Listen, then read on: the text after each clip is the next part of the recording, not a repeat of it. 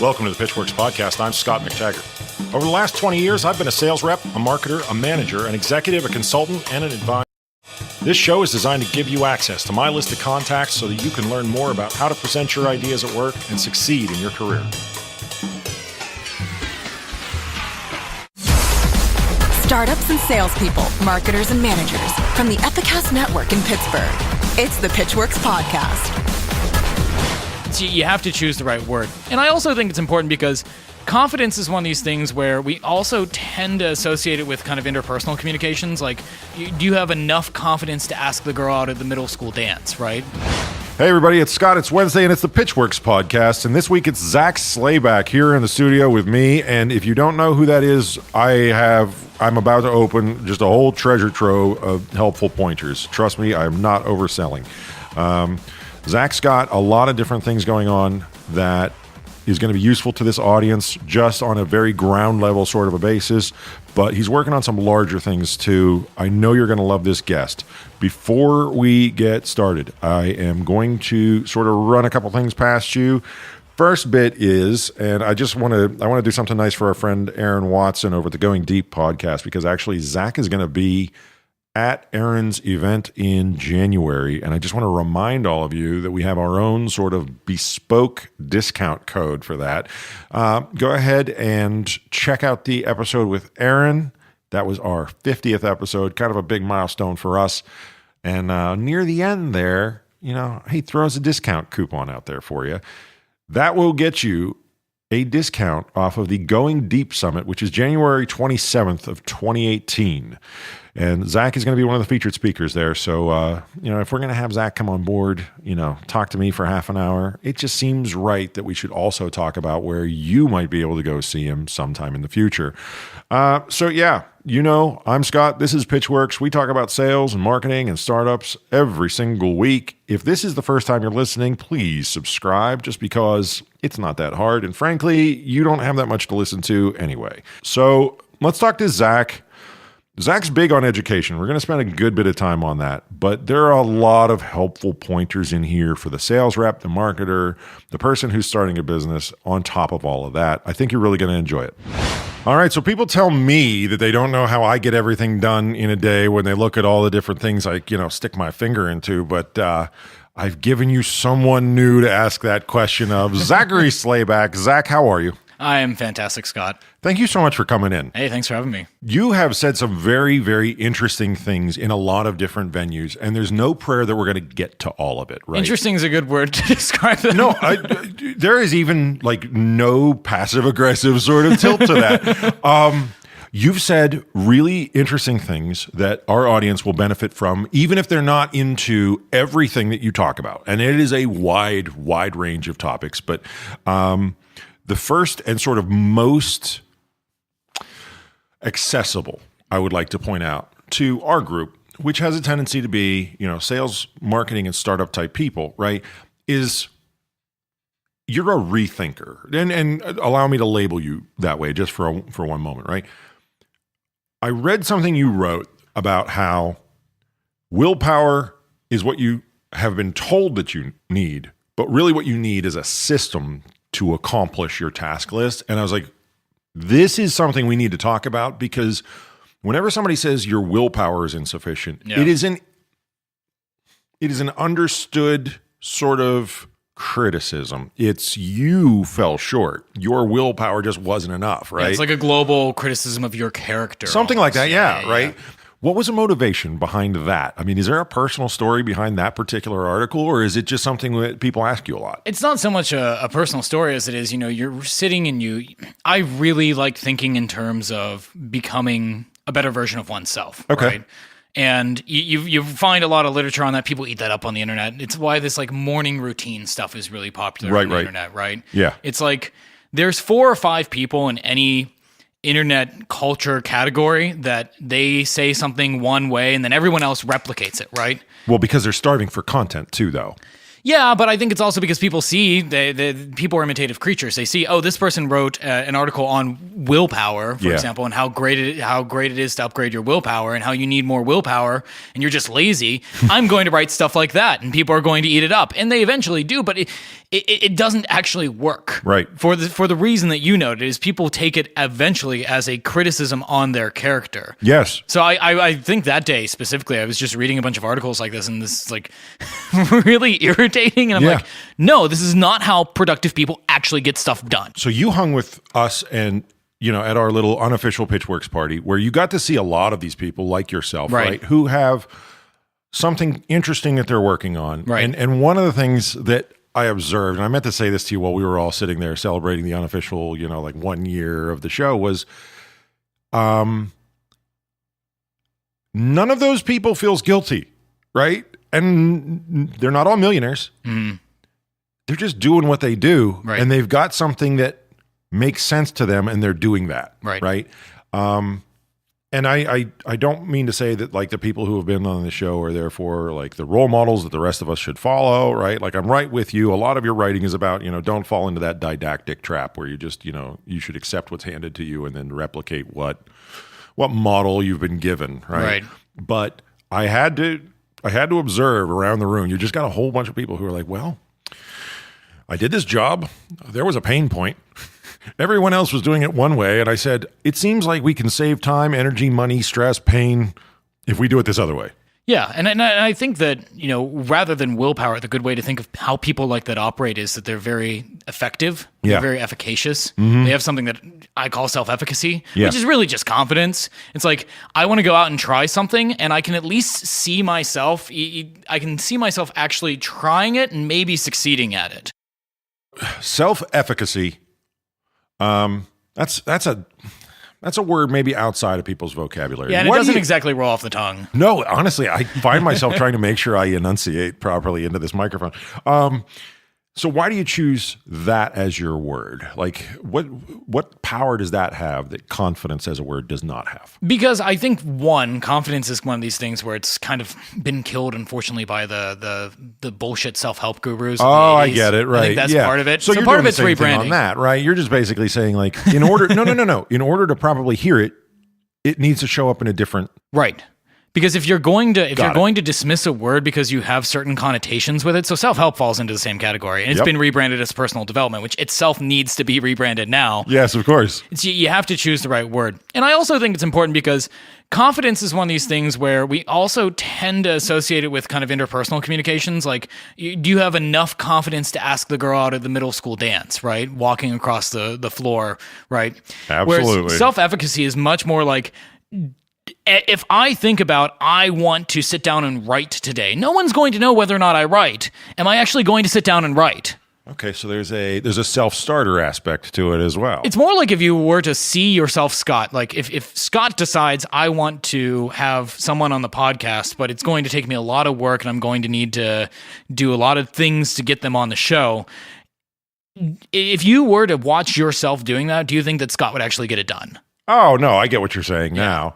I honestly... It's a part of self-esteem. You got me as soon as you said, and I'm paraphrasing, I need people to think about it, not just react to it, right? Because I think a lot of times with vocabulary, and I have this problem, like I love certain words that maybe people don't use and maybe people don't have in their arsenal, right? Mm-hmm. But I love them because they're precise, right? And sometimes I just like the way they sound because I'm a word nerd, but that's another problem for another day. I'm so happy that I pressed you on that because the answer has a ton of weight. Like, if you want the confidence answer to be ignored, call it confidence. Right. That's really what you said. You're like, they can't hear you because they think they know what you're getting at, and it has all this other meaning that's been sort of loaded up on the train. Yeah. So right now I'm on GoDaddy trying to figure out whether or not selfefficacy.com has been taken. I haven't actually done that yet. I will register and give it to you if it's available. I was talking with a friend of mine earlier today. I recently bought meetwithzach.com just to mask my Calendly link behind. And my friend in this case, his name was Josh. He was like, I wonder if Meet with Josh is available, and it wasn't. And I was like, Meet with Joshua, and it was. And I told him, like, I'm gonna buy it for $9 and then sell it to you for $18. That's terrible. I didn't actually do it, but well, this one's available for $29,900. So apparently somebody thinks you're worth a bundle. yeah, no, I'm gonna pass on that. But you can have selfefficacy.us for $1. But think about someone who, people who are really like the people you described who are at your hangout, right? Yeah. They're very effective people, meaning like, especially within whatever their niche is, if they say they're going to do something, they're going to fucking do it. Oh, well, but let's be honest about why. Because they love it already. Right. That's really all it came down to. Right. And I love the fact, how about this? I like that what you're writing about a system is, again, a rethink of it, where it's like, hey, maybe let yourself off the hook for a minute. And what if it's not the fact that you just don't have, I think of it like a video game, right? Or like a health bar or something? Yeah, or back in the old days when the kids used to play Dungeons and Dragons. Yeah, like a mana bar. Where right? they were man, you know what? Unfortunately, the cleric doesn't have very much willpower, right? I've been watching Stranger Things. Can you tell? You wrote something else, again, in that sort of online, easily accessible piece, thinking in terms of our audience, that was how to get, and I'm going to mangle the title here, but it was how to write something that gets a reply from a very busy person. How to write emails for very busy people. Very, very, very good content there. Yeah. Right. And I honestly don't want to be the guy who says I'm the very busy person. Right. But everyone thinks they are. That's the thing, too. But I do recognize the things that I respond to and don't. Right. Or at least can't. Right. Right. Because sometimes I'm like, I don't even know what to do with this. Right. And you hit that like right out, like just tell them what you want. Right, exactly. If you can, give them a list to choose from. I mean, I will admit, over the last couple of years, I've had to develop the skill of writing good emails. Yeah. But the thing that actually set me off to write this, and again, I don't think of myself as a very busy person. I'm on like the much less busy end of the spectrum of very busy people. I'm calling you out on that. That's you can't not be busy. I'm sorry. Take the credit. Busy's another word that we can look at, and we can be like, the culture around that's bullshit, and we can talk about that. But okay, you are very industrious. Very industrious. I like There it industrious. is. Very industrious and very conscientious. Like, I can't have unread emails in my inbox. Yeah. So that means when an email comes in, right before I wrote this piece, this happened. Right. I got an email and someone said to me, hi, Zach, we were introduced by so-and-so. I'm working on this project. Like, objectively, if you look at the email, it was actually really well written. Yeah. But I didn't want to reply to it. Right? You sit there and you're like, what do I gain? Like, what's wrong with this email, first of all? What do I gain by doing it now versus later? Right. When I feel like I've got more horsepower to devote to this. Because Right. for some reason, this is off and I just can't figure out what And for it your is. listeners who haven't seen the article, the central idea is essentially you want to write an article, you want to write an email in such a way that if a very busy person sees it, the cost for them to respond right now is lower than for them just to think, I'll get back to it later. Yeah. And they honestly probably think, I will get back to it later. But if you're very busy, later never comes. So some things never move to the front burner. Right. Right. And I do this too, and I'm not proud of it. Right. But there do come some where, given more information, time, whatever resources, right, I didn't want to leave that person hanging. Yeah. I didn't want to just ghost them. And I thought it was a good win-win structure that you built, where it's like, look, you can just give them this list. You can tell them exactly what you need from them. Please don't waste their time. That, like, okay, well, now I'm going to just keep teasing this out. I'm going to make this thread last forever, Right, whether it's right. because it takes you forever to read it or there's 18 attachments, like I got to open them up. This specific attachment was like 50 pages long. Yeah. And I'm like, come on, dude. Like, I am more. He wanted to jump on a call with me, and we are doing the call because I talked to the guy before, and I legitimately like want him to succeed, and I think I can help. But it's just like there were so many better ways to write this email, and But wait, because you've rethought it. because I've experienced both ends of this spectrum too. That's passive. You've rethought it actively. Take the compliment there. So you wrote a book, I did write a book. and that's a cool club to be in. Before we started recording, you told me, it was a little bit of a stretch. You kind of felt like, you weren't necessarily in your native element at that time. Yeah. Looking back, what would you tell yourself the person who hadn't written the book that was maybe wondering whether or not the book should be written, what would you tell yourself now that you've seen it? Write even more about that topic. Yeah. Yeah. Because this was, I published the book under my own publishing house, which is essentially on-demand publishing in that case, right? Yeah. And I looked at working with some established publishers, and I just thought, you know what? I'm doing this because I think this content needs to exist in the world. Yeah. Right? It was a cool cover. Honestly, I was very impressed by Alex, the look of the book. My cover designer, he's working on my next book for that too. He's fantastic.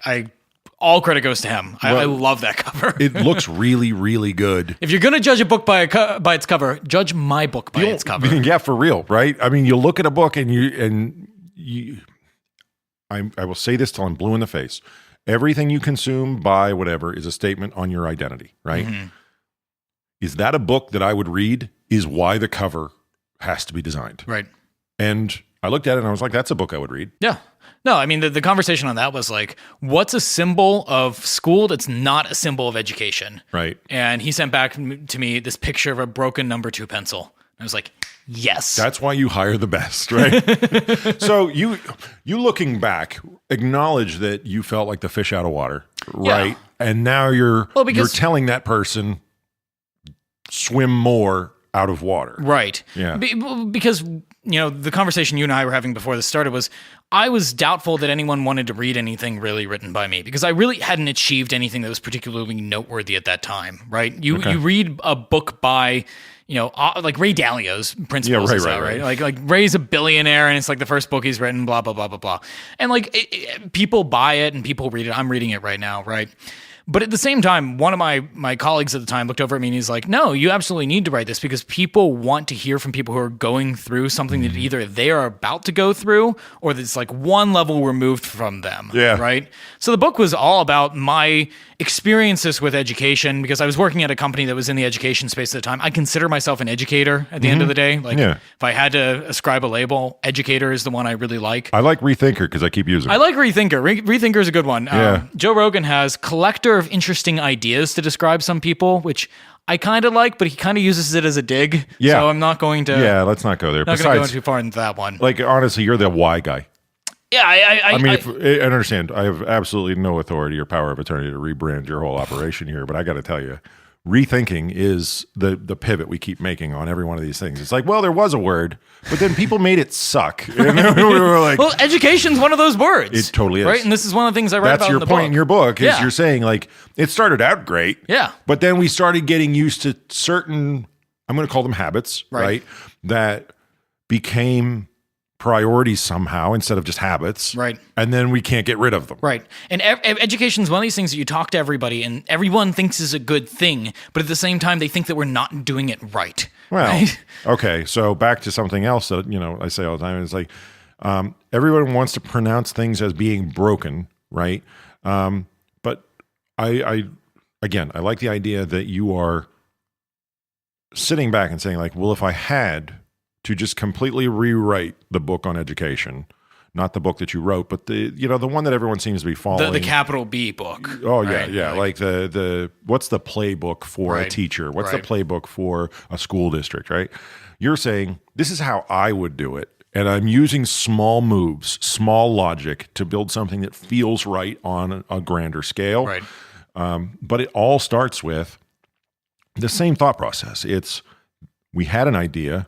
People just kind of change the meaning somewhere along the line. You're like, well, you don't understand. We have to do it this way. It creeps over decades, and then it comes down to, we have a status quo bias, which is if you want to change anything at all, you have to fight against the status quo and say why it's wrong.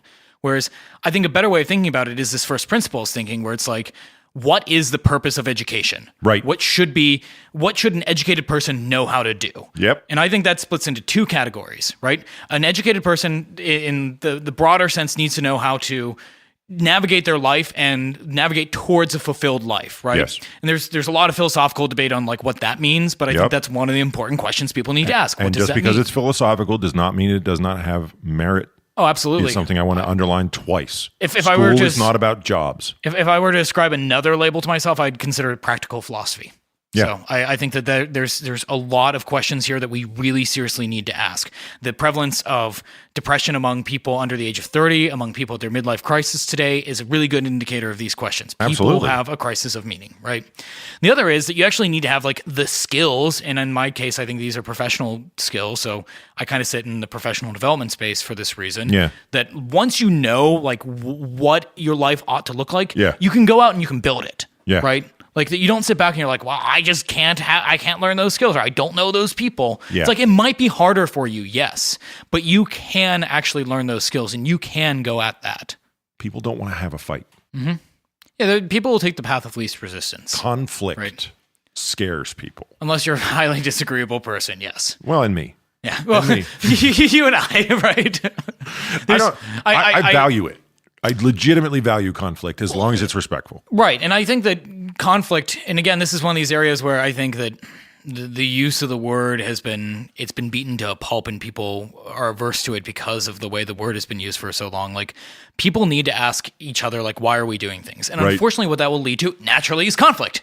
People have different values. Not only is that true, but they will employ their emotions to determine how intense the conflict should be. And that's the part I think that scares people. Well, I think it does scare people, but at the same time too, we can ask a question about like, what's the why behind our emotions, Yeah. I am someone who's very critical of higher education, and I can tell you that I learned more by going and working at an early stage company, helping build that company, than I learned in my 2 years at an elite university. Yeah. I will tell you one of the better things I learned at that elite university, which is highly academic and sounds very ivory tower, is I was a philosophy major. Yeah. And we studied something called moral psychology, which is like the philosophical study of emotions, which again sounds like ridiculously, stupidly ivory tower.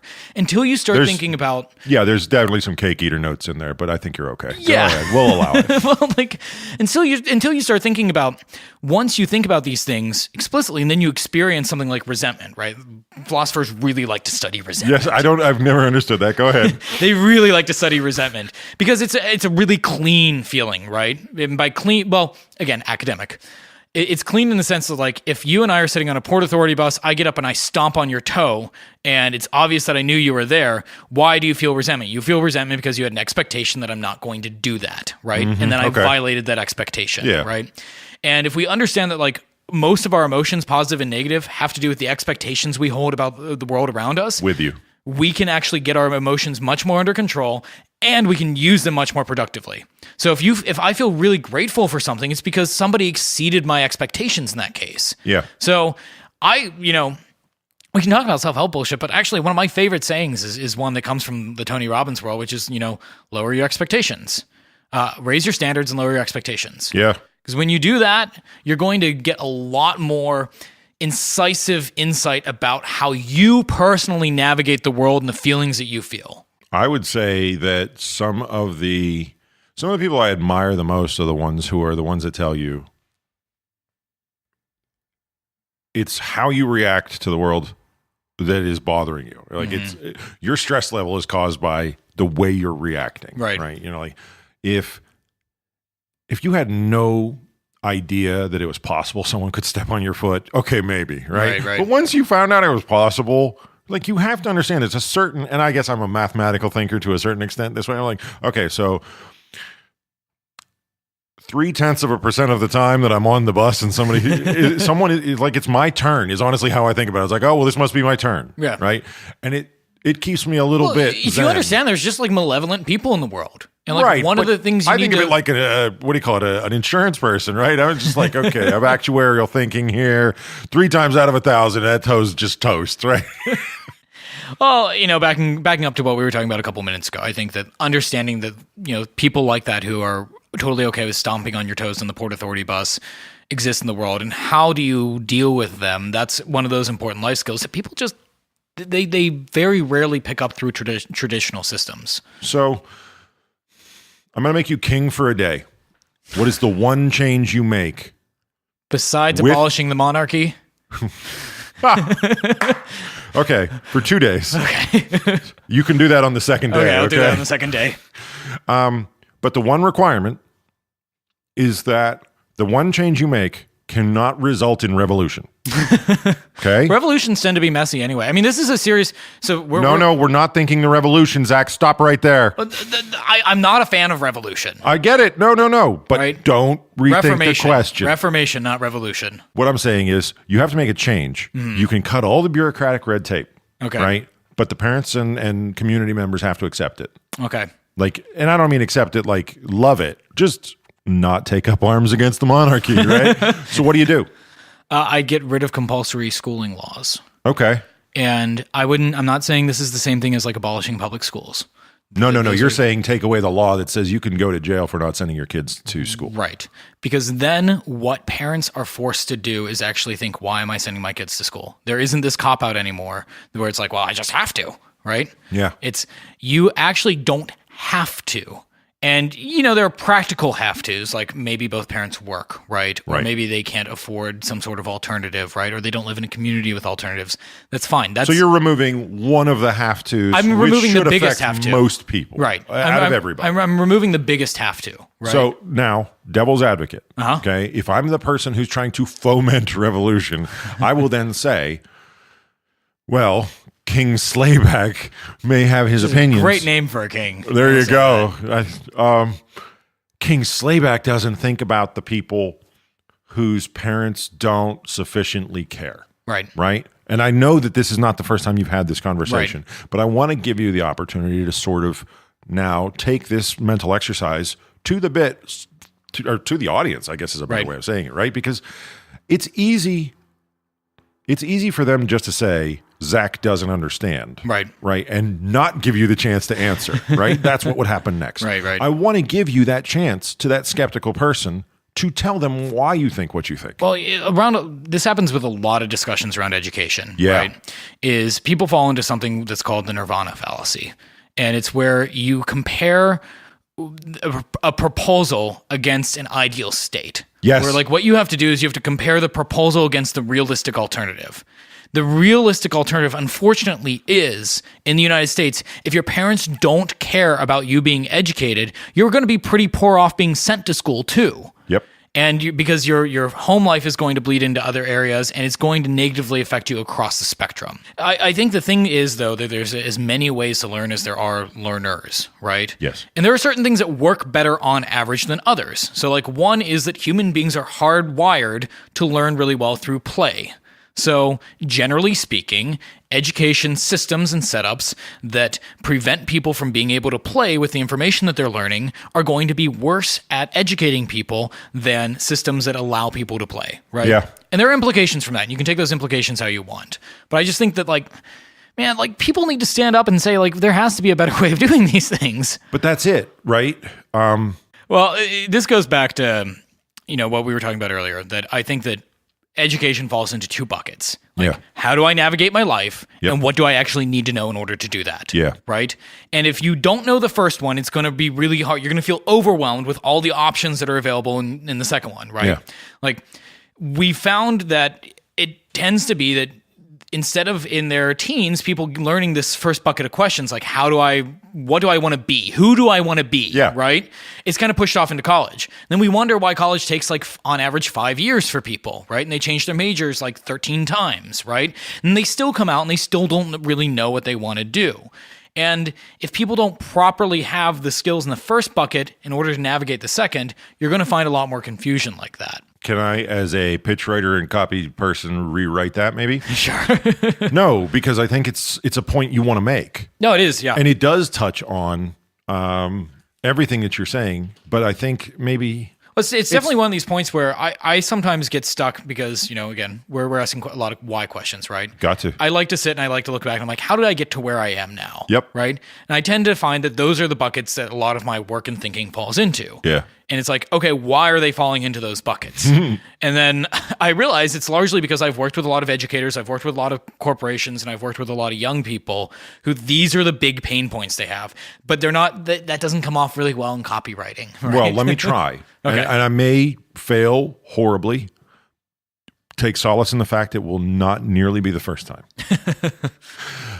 Everyone's trying to make their kid into a Renaissance person the way they conceive it in a drive-by, low-effort kind of way. And that's not intended to be an insult. It is just a fact. It's like everyone wants their kid to go to college, be Thomas Jefferson, run for president.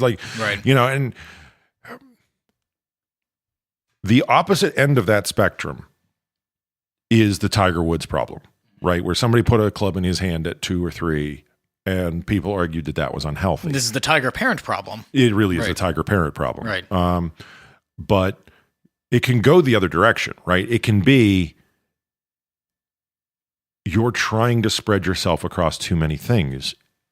Is that somewhere in the neighborhood of what you're trying to say? That's part of it. Yeah. I mean, people, especially elite students, right? Right. Really want to be really well-rounded. What does well-rounded mean? Like go get a job at the well-rounded factory. Well, like what? You want to be ready for things that you would never do, Zach. Let's rethink a concept here, and this is one I wrote about a while ago. It's optionality. They'll make all these decisions about their lives based on like what gives them most options. Sometimes you have to close doors. Yeah. And that's okay. But fear of closing the door is what feeds into that. But why do people have that fear, right? And I think it's because, again, it goes back to they're not confident enough in their own abilities to actually go out and navigate the options that they choose. False. Okay. Leonardo da Vinci, right? Right. Somebody told you once upon a time that he was an inventor, a painter, and whatever. I don't know that all of those people are about confidence. I think some of them are like, I don't want to just pick one thing. Well, yeah. Right? I'll tell you right but now, isn't the that- first but panic attack I ever had, and you can ask the lovely and talented Mrs. MacTaggart, and she will verify this. I said, I'm terrified that I won't be able to try everything at life's buffet.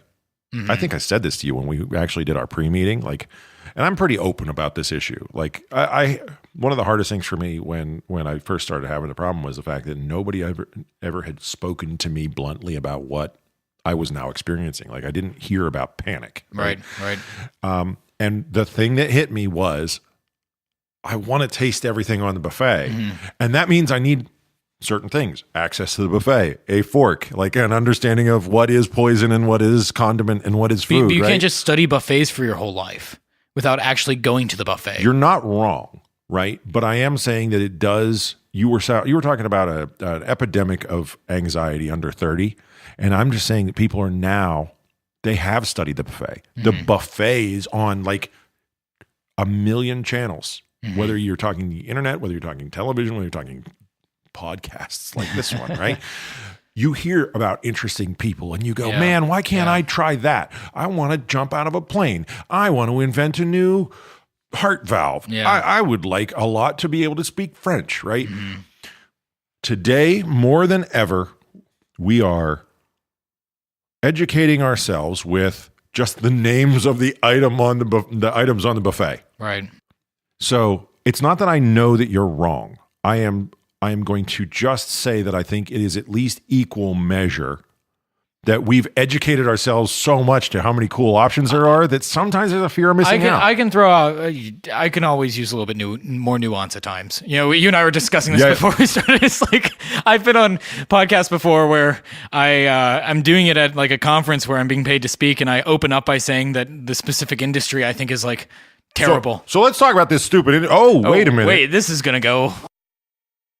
Well, one of the things I work with educators in particular on is a system for students to think about, like, why am I doing the things that I'm doing in school? Right? And I call it, the word I've come up with, the phrase I've come up with is called ambition mapping, right? Okay. Like, you need to go somewhere. That sounds good. I like it. You need to draw a map in order to get there. Mm-hmm. How do you do that? You can just leave, like, let's say if I need to go to LA, I could just like start going west, right? But I could also like totally miss LA. I could end up in San Francisco. I could end up in Portland. I could end up in Seattle. The best way for me to start is think, okay, if I need to get to a specific address in LA, I want to work backwards from LA to Pittsburgh, right? So it's a system inside a system, right? In order to get to that specific street in LA, there might be 3 ways I can get there. In order to get to those 3 ways, there might be 9 different ways I can get there. And eventually, you have more options from where you're starting. So a lot of people, they write plans the wrong way, where they start like, I'm starting from where I am and I want to go somewhere. So how do I get there? And I think there's things I can do right now, but which things, right?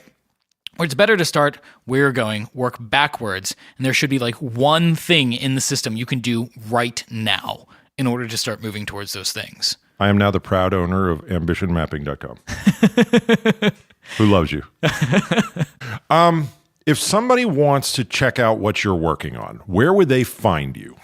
Yeah, ZakSlayback.com is definitely the best place. That's ZAK Slayback, SLAYBACK.com. And I do want to mention, you're going to be at Aaron's event on the 27th of January. 27th of January. We have to call him by his full name, though, because not everybody... Aaron Watson from the Going Deep podcast is having the Going Deep Summit, and you're going to be actually one of the featured speakers. I'm going to be one of the speakers, and we'll be talking about, as of right now, we'll be talking about this question of how do you figure out what it is you want to go for, and how do you actually get there? Zach, thanks for coming in, man. Thanks, Scott. All right, that's it for this week. You know, we try to keep it about 30 minutes. Thanks to Zak Slayback. Make sure you check out ZakSlayback.com. And there's no C in Zak. ZakSlayback.com. You're going to find all the writings and whatnot there. Don't forget, he's going to be at the Going Deep Summit with Aaron Watson. And I think that's done. Me and Buzzy, our shift is over. We're going to go back in the lab. We're going to make next week's show. You'll catch us next Wednesday. Hope to find you then. If you ever have a suggestion for who should be on the show, throw it to us on social media. Always Pitchwerks. You know where to find us. We'll catch you then. The Pitchwerks podcast comes to you from Pittsburgh, Pennsylvania, a production of the Epicast Network and McTaggart, LLC. Engineering and production by Buzzy Torek and Nick Miller. For more information, show feedback, and ad sales, visit pitchwerks.com. EITCHWERKS.com. On social media, find and follow the show on Twitter, LinkedIn, Facebook, and Instagram using that same brand name, PITCHWERKS.